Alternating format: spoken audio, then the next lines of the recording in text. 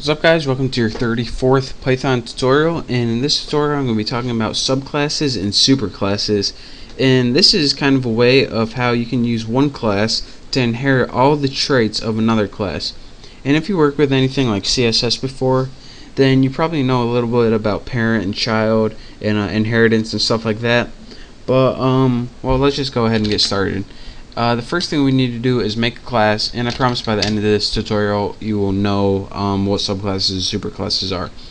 So let's go ahead and make a class, and this is going to be the parent class. So I'm going to name mine parent class, go figure, and let's put a couple variables in here. var1 equals, let's put var1, just make it a string, and let's go ahead and make another one just for fun. I don't know if we're going to use it or not, but say variable2.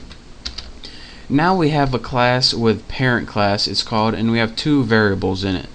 But what if we wanted to go ahead and make another class just like this, but we didn't want to type everything out, aka laziness? Well, you can do this. Just make a class, go ahead and name it child class, because it's going to inherit all the characteristics of parent class without having to type anything out.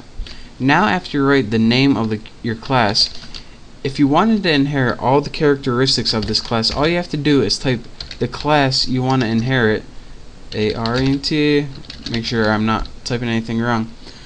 All you have to do is type what class traits you want to inherit as parameters in this class. So now in our instruction, all you have to do is put pass. In case you guys don't know, pass means don't do anything. It's pretty much just a blank. I know that it's weird that they would have something like that in programming, but they do. So now we have a parent class with all these variables and a child class with all of these variables, and you can make as many classes as you want and inherit it from a class to get all of their what's it called, like information. So now let me show you guys how this actually works. We need a couple objects to access those variables.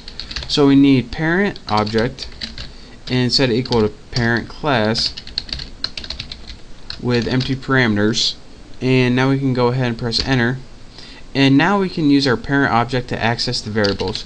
So I shouldn't have typed such long object names, but parent objects var1 equals var1.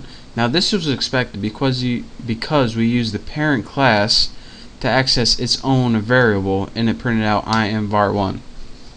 But we didn't write these two variables in child, so you think it will access the variables the same? Well, let's find out. Let's go ahead and make a child object and make it equal to child class, and put some empty parameters right there. And now we made an object that can access the variables as well. So let's go ahead and put child object dot var1 and see what we get. var1. Let's see if it works with var2 just for fun. var2, var2. And as you can see, this is a different way where you can inherit all the traits of a class just by putting it in the parameters. And this is useful when you want to copy an entire class, but you don't want to have to type every single variable and method in it. So that's how you can copy an entire class, and they name it child and parent or subclass and superclass because this inherits the traits of a bigger one. So that is your quick tutorial on parents and child classes, also called subclasses and superclasses by some people.